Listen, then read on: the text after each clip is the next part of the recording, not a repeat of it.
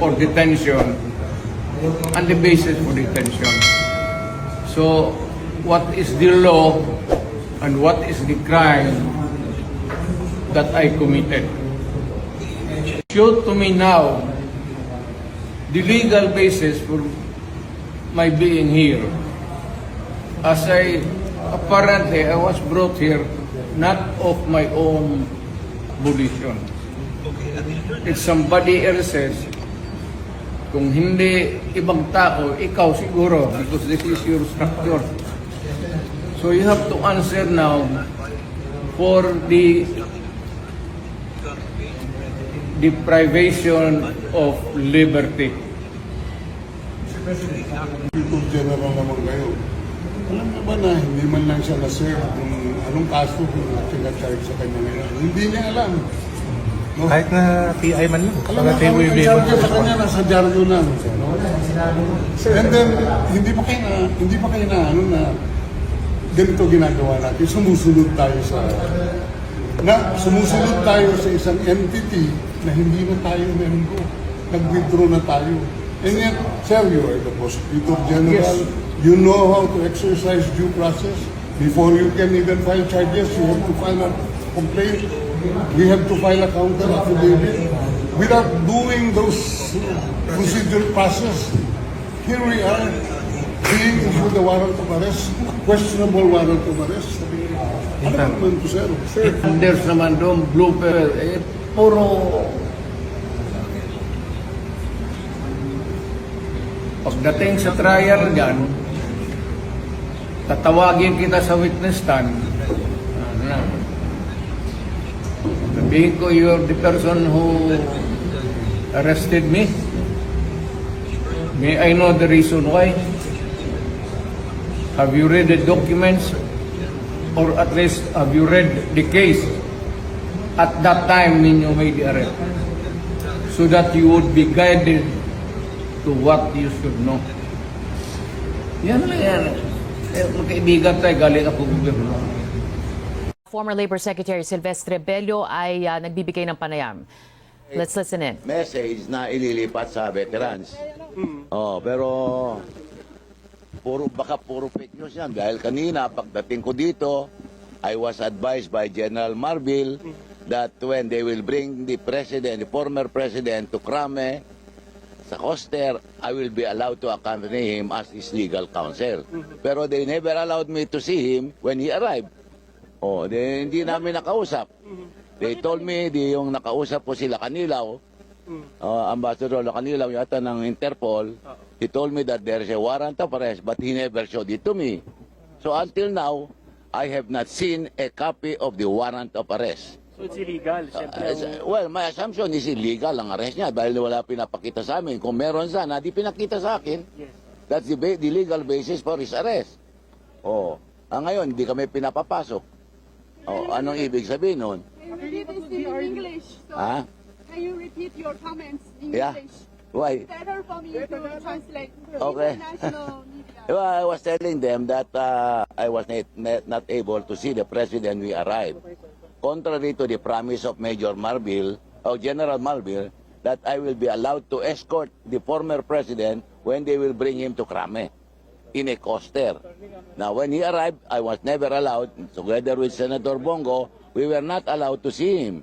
And we were not allowed to accompany him when they brought him here. So, as I said earlier, I never saw a copy of the warrant of arrest. So my assumption is that there is no warrant of arrest. Because if there is, then the natural thing for them to do is to show it to us as the counsel of the former president. What is your expectation for the next step? What? What's your expectation for the government's next step? How will them treat President Duterte? You cannot... Expectation daw po ng next step na gagawin ng ating gobyerno ni PBBM. Well, I don't know what the president himself said that he will not allow ICC to investigate the president because this is an affront to our national sovereignty, and it might create the idea that our justice system in the country is not working. Sir, sabi kanina na bigyan ng warrant of arrest, so ibig sabihin binasa ng Miranda rights si Pangulo? Kung meron warrant of arrest, ba't hindi pakita sa amin? Oh, bilang kayo legal counsel. Legal counsel. Oh. Attorney, ano na pong legal recourse natin for now? Will we be filing any petition? Well, we are waiting for the development because we cannot even talk to him. Oh, that is his entitlement. Legal assistance as well as immediate medical assistance. Kahit one lawyer, sir, walang tao sa loob, walang kasama. Well, I don't know, but I think former Executive Secretary Major Dea is with him. I'm not even sure about that. Huh? No, they said dadalhin sa veterans. Oh, again, subject to verification yan. Oo. Kwento niyo lang po sa amin yung process. Ano po mangyayari after niyang basahan na Miranda rights niya sa loob? Saan po sa dadalhin and ano yung magiging action ng legal team? Well, kung talagang may warrant of arrest, then they should bring him where he rightfully belongs. Pero hindi naman pinapakita sa amin ng warrant of arrest. Sino nag-issue ng warrant of arrest? Oh, the Department of Justice of the Government Republic of the Philippines or the that ICC has no jurisdiction. No less than President Marcos said that ICC has no jurisdiction over our country because it is an affront to our national sovereignty. Oh, at saka the President Duterte is to admit that our justice system is not working. Oh. So are you saying, sir, na illegal Oh, yun ang yung sinabi detention? niya eh. Sir, are you saying na illegal yung detention na? Kahit na- Well, as far as I know, because I did not see the warrant of arrest, the detention is illegal. If they show me the warrant of arrest, then probably it will be a different position. Information na dadalhin na sa BMMC. Tapos, Ayun ang, again, that is message lang yan. We can never be sure about this. Yun ang nag-text sa akin na dadalhin sa veteran. Sa message, ano eh.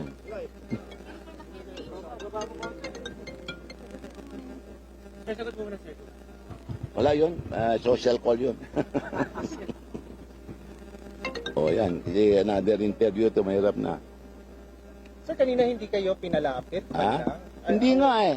Hindi nga eh. Ano, ang hindi ko maintindihan eh. Katabi ko si Ambassador Lacalinaw, si General Marby. I was even escorted by a General de Guzman.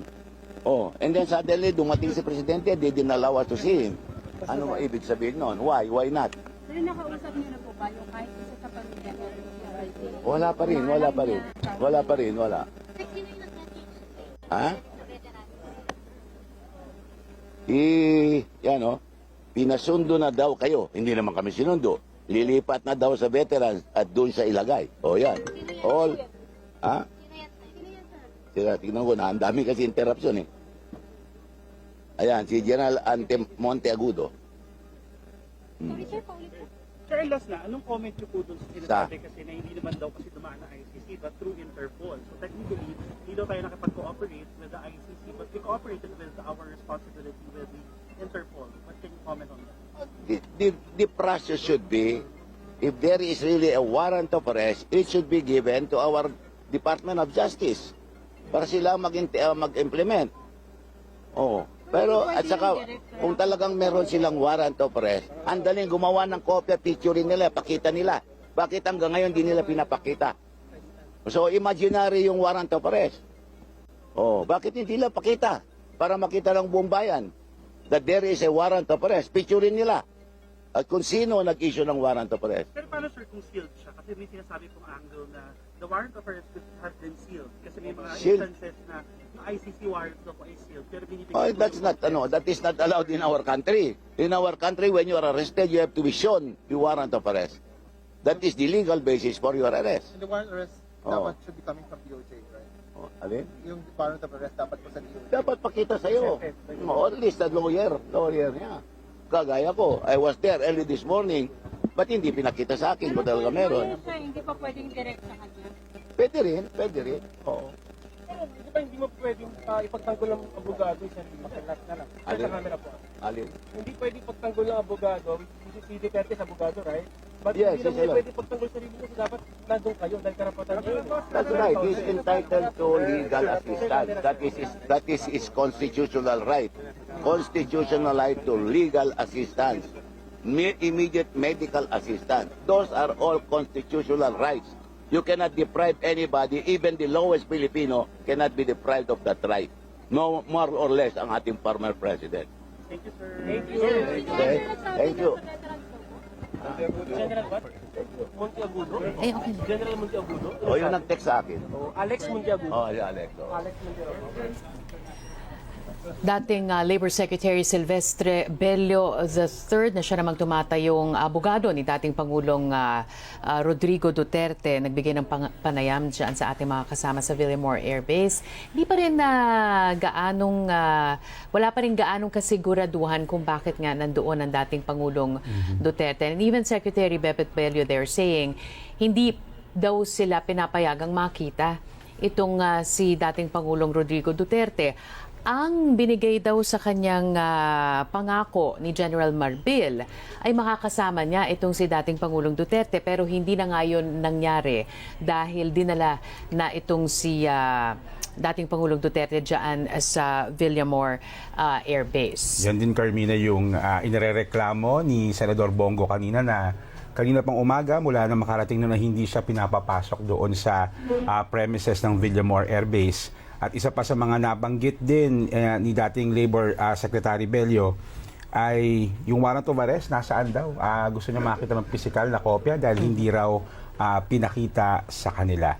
At this point, Jeff, ang sinasabi niya, tila kathang isip or imaginary lamang ang warrant of arrest na yan dahil ang sinasabi ni dating Secretary Bebot Bello, kung talagang may warrant of arrest, edi sana ipinakita na sa kanila nung hiningi niya ito. Pero ang kanyang rason, bakit hindi ipinakita, so ang kanyang naiisip, walang warrant of arrest.